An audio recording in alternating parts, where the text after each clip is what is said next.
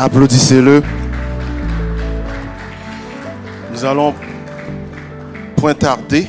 Nous allons directement aller dans ce que nous devons faire aujourd'hui. Est-ce que vous êtes là dans la salle? Est-ce que vous êtes content ce matin?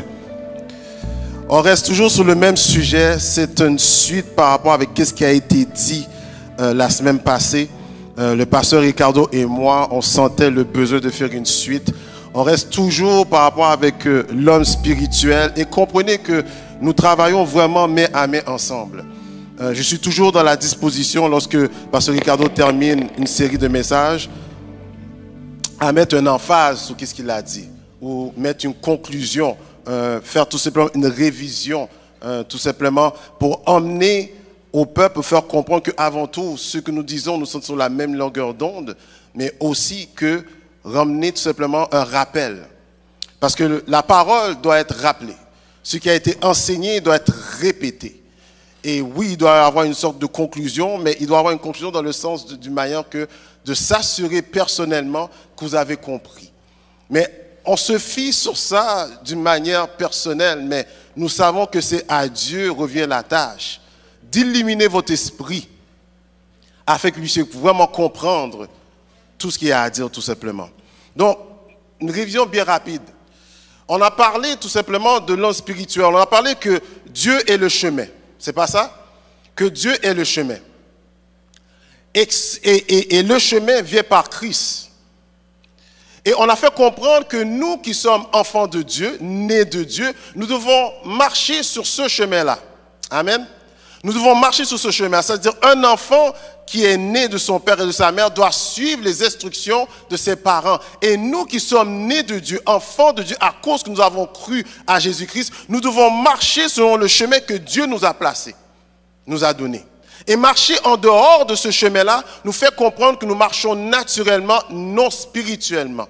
Et lorsqu'on parle de spirituel, oui, on peut parler de vaudou et tout, mais le spirituel qu'on parle ici, c'est celui dans lequel où nous avons accepté Jésus-Christ comme notre sauveur personnel et que nous suivons le vrai Dieu, Jéhovah Jireh, Jéhovah Shalom, celui qui a vraiment créé les cieux et la terre. Donc, nous sommes tout simplement dans un domaine exclusif qui n'embarque pas d'autres religions parce que Jésus-Christ est le seul chemin qui emmène vers le Père.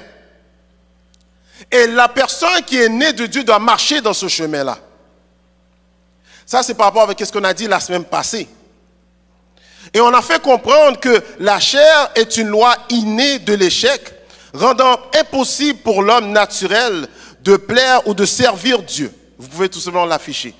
C'est une force intérieure compulsive héritée de la chute de l'homme qui s'exprime par une rébellion générale et spécifique contre Dieu, sa justice. La chair ne peut jamais être réformée ou améliorée. C'est-à-dire, si je m'en vais aller tout simplement par mes propres moyens, comme dit Élie a dit, notre planification n'est pas une assurance que nous allons atteindre notre succès. Alléluia. Aller selon notre stratégie, la manière que nous voulons faire les choses, n'est pas une assurance que nous allons vraiment avoir gagné la bataille. Parce que tout est fait d'une manière où ce que Dieu puisse prendre la gloire. Lorsque je me suis converti, j'ai réalisé que je ne peux pas aller dans un travail, choisir le travail que je veux de cette manière-là. Je ne peux pas choisir les choses comme je voulais auparavant. Je dois passer par une autorité, je dois passer par celui qui est parfait. Je peux bien vouloir avoir on va dire une Porsche. Je peux bien avoir une Porsche, mais Dieu me dit, prends tout simplement une vanne. Et moi, dans ma tête, je dis, mais pourquoi la vanne, Seigneur? Moi, je vais prendre une Porsche, parce que c'est ça que tu m'as donné, parce que je crois que tu es un Dieu qui est rempli en abondance, et selon cette abondance-là, tout simplement, je suis le fils du roi, donc je me dois d'acquérir des choses du roi. Mais lui, il me dit de prendre une vanne, parce qu'il sait qu'est-ce qui va arriver plus loin pour moi. Est-ce que vous me suivez? Donc, la loi que je dois suivre, c'est la loi de Dieu. Et si je ne la suis pas, je m'en vais tout simplement naturellement parlant par mes propres moyens. Et c'est là que le message fait comprendre qu'il y a l'homme spirituel, celui qui suit la voie de Dieu, et il y a l'homme naturel, celui qui va en dehors de la voie de Dieu. Et si tu agis par l'homme naturel que tu es, mais tu es contraire à la volonté de Dieu. Tu es rebelle à la volonté de Dieu. Et les recommandations que je vous ai données afin de garder la route, parce que la Bible parle beaucoup de marcher selon l'esprit. C'est de 1, la méditation de la parole. 2, la prière et le jeûne. 3, la communion fraternelle, juste le fait d'être ici ensemble. Alléluia. Juste le fait d'être ici ensemble, juste le fait d'être dans les études bibliques ensemble, nous aide dans notre communion que nous avons avec Dieu, nous aide dans notre marche spirituelle. L'obéissance à la parole, ce n'est pas à cause que je prêche que je suis obéissant. Ce n'est pas à cause que je médite la parole que je suis obéissant. L'obéissance veut que lorsque j'ai écouté la parole, je la mets quoi? En pratique. C'est bien là l'obéissance. Et encore l'adoration.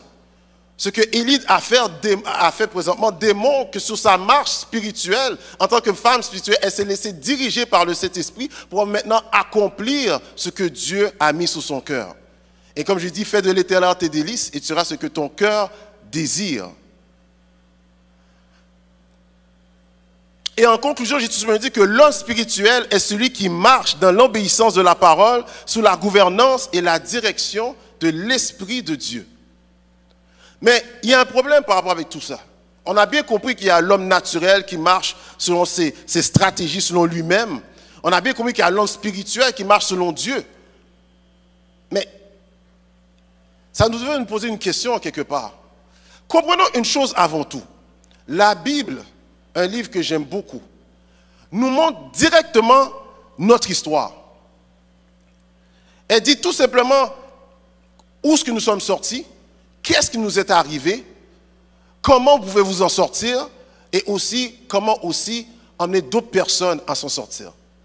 Ça c'est extraordinaire. Donc je sais qu'est-ce qui m'est arrivé, je sais qu'est-ce qui m'a fait tomber, je connais maintenant la solution, j'ai aussi maintenant appliqué dans ma vie et maintenant je peux donner à d'autres personnes cette solution-là aussi.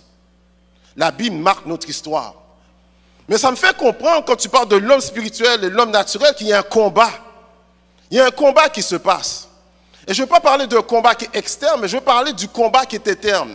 Et c'est ça le titre de ma prédication aujourd'hui, c'est que le combat est interne. Il y a un combat qui se passe à l'intérieur de nous. Et c'est le plus gros combat que tu as à mener. Lorsqu'on va maintenant dans Romains chapitre 7, verset 5, c'est sur ça que je me base pour l'enseignement d'aujourd'hui.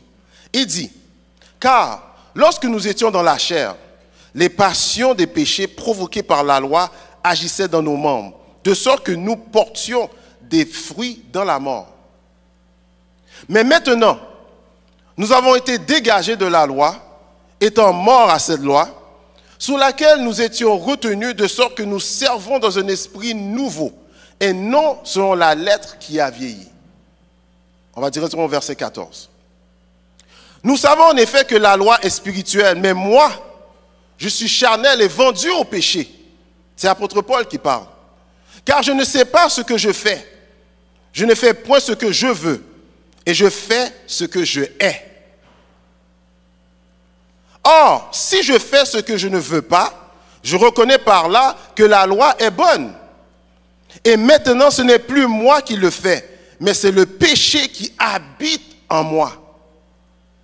Ce qui est bon, je le sais, n'habite pas en moi, c'est-à-dire dans ma chair. J'ai la volonté, mais non le pouvoir de faire le bien. Car je ne fais pas le bien que je veux, et je fais le mal que je ne veux pas. Et si je fais ce que je ne veux pas, ce n'est plus moi qui le fais, c'est le péché qui habite en moi. Je trouve donc en moi cette loi. Quand je veux faire le bien, le mal est attaché à moi. Oh. Car je prends plaisir à la loi de Dieu selon l'homme intérieur, mais je vois dans mes membres une autre loi qui lutte contre la loi de mon entendement et qui me rend captif de la loi du péché qui est dans mes membres. Misérable que je suis, qui me délivrera du corps de cette mort? Grâce soit rendue à Dieu par Jésus-Christ notre Seigneur. Ainsi donc, moi-même, je suis par l'entendement l'esclave de la loi de Dieu, et je suis par la chair esclave de la loi du péché. Waouh! Donc, par l'entendement, je suis esclave de la loi de Dieu, mais par ce même entendement, mais il y a quelque chose en dedans de moi aussi qui fait que je suis maintenant esclave de la loi du péché. J'ai un combat qui est alentour de moi. qui est à l'intérieur de moi. Vous avez déjà arrivé où vous êtes au travail, il y a quelqu'un qui vous fait quelque chose que vous n'avez pas apprécié. Ou on va prendre l'exemple la plus rapide. Quand tu es sur l'autoroute, il y a quelqu'un qui te devance puis tu as manqué faire un accident. Ta première réaction peut-être, moi je vais l'avouer, c'est d'injurier la personne. Oh mon, on ne va pas dire les mots. Tu as envie d'injurier la personne parce que ce qu'il a fait, c'était inadéquat et ta vie était en péril. Ou tout simplement, tu es une personne que tu côtoies bien et soudainement, la personne parle de mal de toi à d'autres collègues de travail. En dedans de toi, tu as un désir de vengeance. Tu as un désir de faire ce qui n'est pas bien. Mais en dedans de toi, ce désir-là. Mais la loi de Dieu, tu dis non, si quelqu'un t'a frappé, ne retourne pas. Ne retourne pas tout simplement ce coup. Si quelqu'un te vole ton manteau, laisse-le. Remets encore plus. Alléluia. Fais le bien, même si on te fait le mal. Parce que c'est la loi de Dieu. Mais ton corps en donne toi, ta chair, l'homme naturel ne désire pas faire le bien. Il désire de remettre coup pour coup. Est-ce que vous voyez? Est-ce que quelqu'un a déjà été dans ce combat-là? J'étais dans ce combat-là. Et je le suis toujours. Parce qu'à chaque fois qu'une situation arrive, je suis toujours là, Ricardo, à me dire, mais voici qu'est-ce que je peux faire. Mais voici qu'est-ce que Dieu me demande de faire. Et je me rappelle de cette histoire-là. C'est l'histoire d'un petit garçon qui parle avec son grand-père. J'ai raconté cette histoire un nombre de fois. Et il dit tout simplement, il dit, grand-papa, qu'est-ce que tu as comme ça? Il dit, mon fils, je sens qu'il y a deux loups qui sont toujours en train de se battre à l'intérieur de moi. Et c'est ça. Lorsque nous retournons dans Romains 7, verset 24, il dit tout simplement, ainsi donc moi-même, je suis par l'entendement esclave de quoi? De la loi de Dieu. Et je suis par la chair esclave de la loi du péché. C'est-à-dire qu'il y a deux natures en dedans de moi qui sont constamment en train de se battre et qui veulent prendre possession de moi. Pourquoi? La question qu'on doit se poser, c'est est-ce que j'ai 2 maîtres? Et si j'ai 2 maîtres, mais comment c'est possible? Comment ça se fait que moi qui est libéré, moi qui crois en Jésus-Christ, moi qui a été affranchi, j'ai ce combat-là, mais on m'a dit par la croix, j'ai la victoire. On m'a dit par la croix et la résurrection, j'ai la victoire. Mais comment ça se fait que je me bats à chaque jour, à chaque fois que c'est une bataille à l'intérieur de moi? Je veux faire le bien, mais le mal vient aussi en même temps. Je vais bien agir, mais il y a quelque chose en moi qui me pousse à faire contrairement à ce qui est bien de faire. Rappelez-vous de ce que je vous ai dit la semaine passée sur Galates chapitre 5, verset 17. Il dit, car la chair a des désirs quoi? Contraires à l'esprit. Et l'esprit en a de contraires à ceux de la chair. Ils sont opposés entre les deux, afin que vous ne fassiez point quoi? Donc, c'est soit que tu fais selon ce que Dieu te dit, ou soit que tu fais selon ce que tu veux faire. Mais il y en a une qui te mène vers le bon chemin, il y en a une qui te mène vers le mauvais chemin. C'est là que tu as un choix à faire, le chemin naturel de l'homme naturel ou le chemin de l'homme spirituel. La conséquence, tu vas la recevoir. Donc il faut bien comprendre que tu as un choix. Dis à ton frère, tu as un choix à faire. Alléluia. Il faut prendre conscience que tu as un choix à faire. Écris-le sur YouTube, écris-le sur Facebook. Tu as un choix à faire. Tu ne peux pas vivre comme tu le désires vraiment, parce que c'est soit que tu vas selon ta chair, ou soit tu vas selon l'homme spirituel que Dieu t'a désigné à vivre, à être.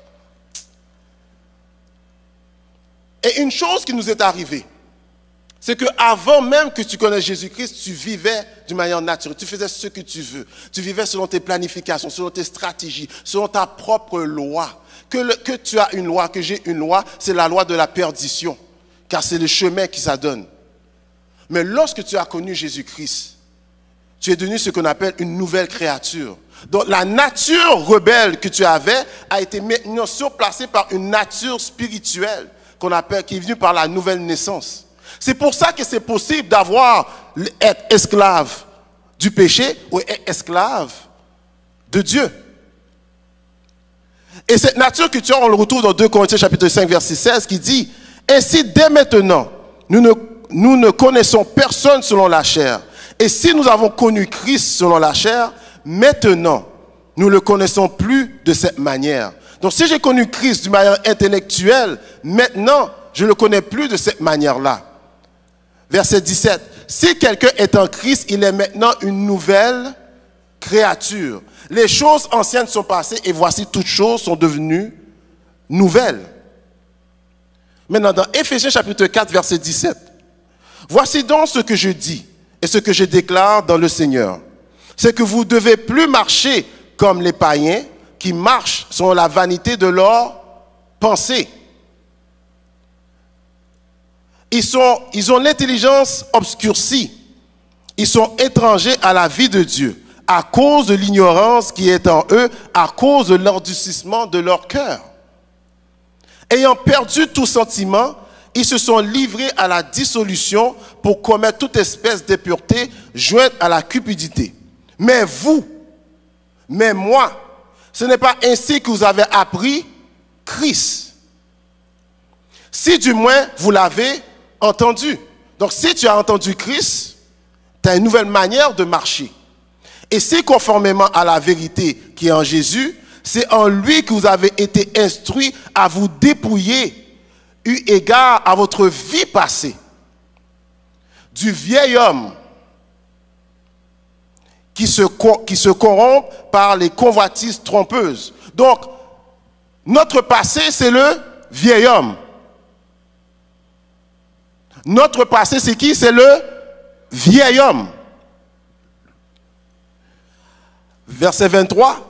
À être renouvelé dans l'esprit de votre intelligence et à se revêtir de l'homme nouveau créé selon Dieu dans une justice et une sainteté que reproduit la vérité.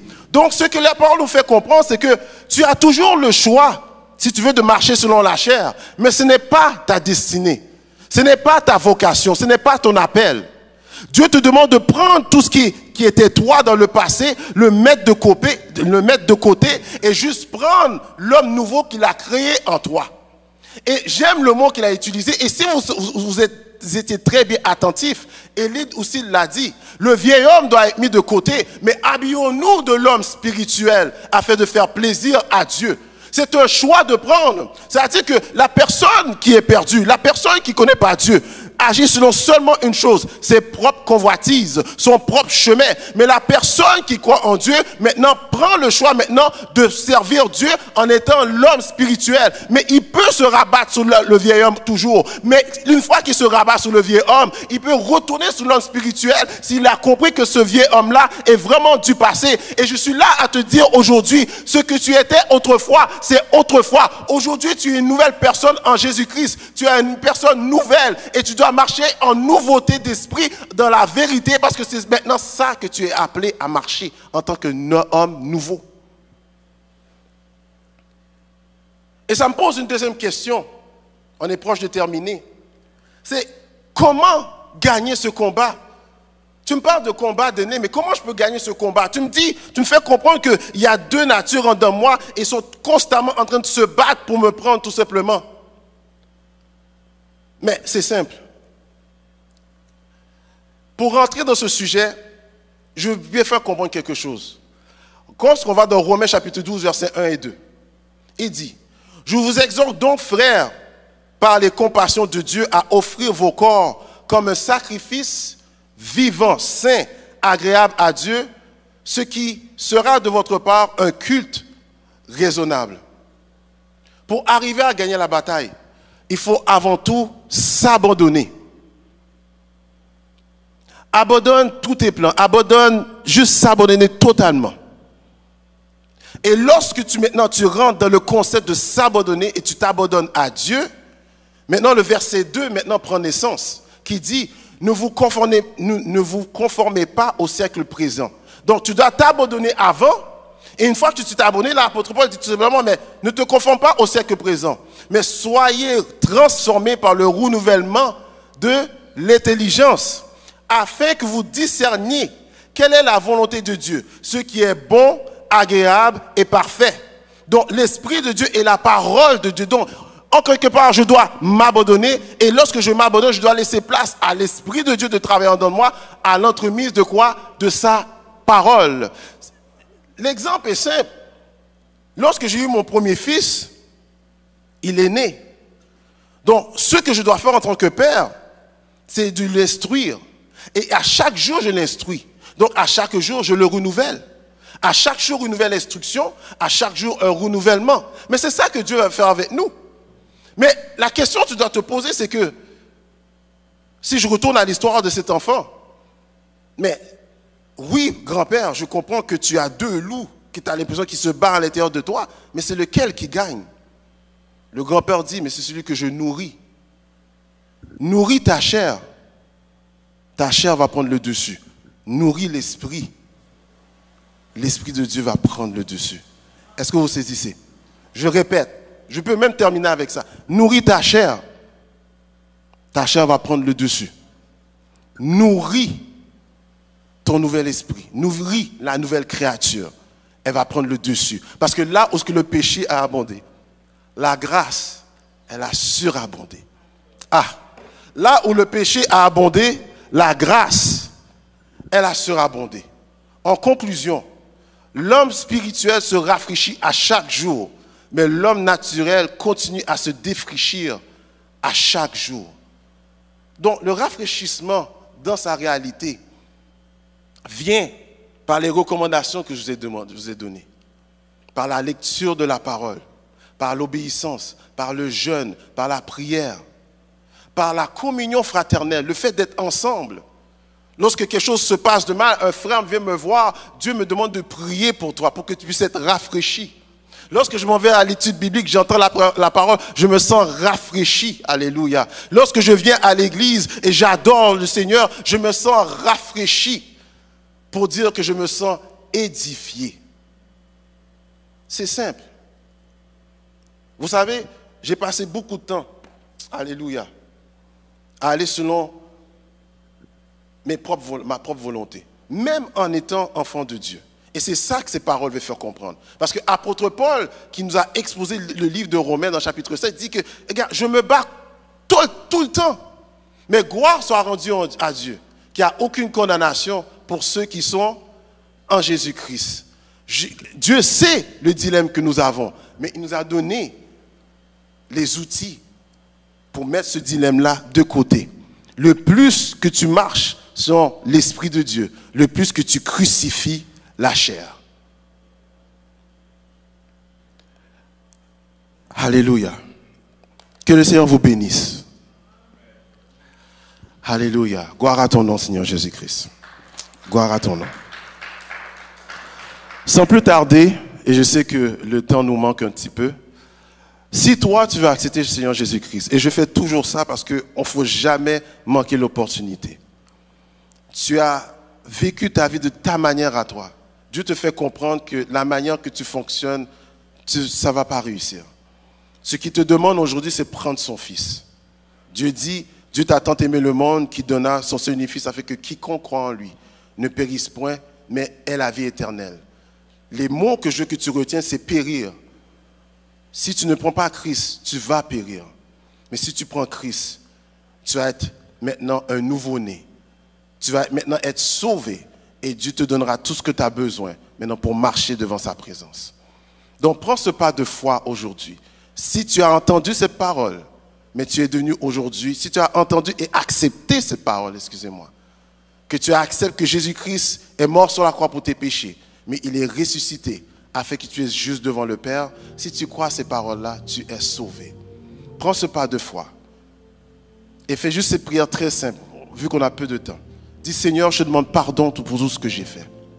Mais je prends ton fils aujourd'hui. Je ne lâche pas, je prends ton fils aujourd'hui. Viens habiter en moi et fais de moi une nouvelle créature selon ta volonté. Amen. Ici, au centre de résurrection, nous avons 4 manières ici pour que nous puissions tout simplement contribuer. Et votre contribution nous aide à faire tout ce que nous faisons aujourd'hui. C'est par votre contribution que nous allons porter aide à ceux qui sont dans la Chine ou à l'extérieur de la Chine aussi, à travers mes tendus, ou à travers d'autres ministères que nous voulons établir afin de rejoindre la communauté de Montréal. Et c'est par votre offrande et vos dîmes que ce que nous faisons sur YouTube et Facebook est maintenant possible. Vous pouvez contribuer en utilisant vos téléphones cellulaires. un message SMS 77977 et vous tapez CR données. Vous pouvez utiliser ce même téléphone cellulaire, que ce soit un iPhone ou un Android, tout simplement, et télécharger l'application du Centre de Résurrection. Vous pouvez aussi aller au www.centre-de-résurrection.com. Et finalement, entre lundi et vendredi, on m'a bien corrigé, entre lundi et vendredi, vous pouvez venir à l'administration ou tout simplement envoyer votre offrande par la poste. Votre dîme ou vos offrandes, faites selon votre cœur. Ce n'est pas une loi qu'on vous donne, mais faites ce que vous faisiez avec plaisir de le faire, sachant que votre argent sera utilisé pour faire l'œuvre que Dieu nous a tous appelés à faire. Et peut-être vous faites partie de cette œuvre-là aussi. Il y a quelque chose que Dieu a mis dans votre cœur. Votre contribution n'est pas négligée, mais elle est utilisée pour sa gloire. Pour tous ceux qui sont dans la salle avec nous, vous avez vos paniers à vos gauches, ceux à vos droites. Contribuez avec un cœur enrichissant, sans plainte, mais avec choix. Seigneur, nous remettons du Tout-Puissant tous ceux qui ont accepté Jésus-Christ comme leur sauveur personnel entre tes mains. Nous te prions de les diriger vers une église, mais Seigneur, si c'est ta volonté, tu peux les diriger vers ici. Éternel roi du Tout-Puissant, nous te demandons de les garder, de les préserver et de leur donner la conviction de ce qu'ils ont accepté de faire avec toi, ce pas de foi. Alléluia. Et que tu puisses les accompagner dans tous les horizons de leur vie. Et que ces bénédictions que tu as mises dans leur vie puissent impacter leur demeure du Tout-Puissant, leur travail, leur famille, éternel roi, dans le nom de Jésus-Christ. Nous te remercions pour ce que nous avons ramassé en tant que dîmes et offrandes. Nous te remercions pour l'intelligence que tu nous as donnée afin de bien l'utiliser. Et nous te demandons de nous diriger afin que nous ne puissions point faire de l'argent ce que nous voulons faire, mais que nous puissions agir selon l'homme nouveau que tu as créé en nous, afin que nous puissions faire ta volonté en toutes choses. Nous t'en prions ainsi dans le nom précieux de Jésus-Christ, à toi qui règnes au siècle des siècles. Amen. Donc nous saluons, on vous salue tout simplement, vous qui sont YouTube, Facebook, KI TV. Passez un excellent dimanche, que le Seigneur vous bénisse. Et n'oubliez pas une chose, vous êtes nés de nouveau. Donc marchez selon l'homme spirituel que Dieu vous a créé. Marchez pas selon la chair, mais marchez selon l'esprit, afin de crucifier les œuvres de la chair. Que le Seigneur vous bénisse encore une fois et passez un excellent dimanche. On vous voit dimanche prochain au Centre de Résurrection. Un endroit qui donne la capacité à tout le monde d'aimer, connecter et de servir.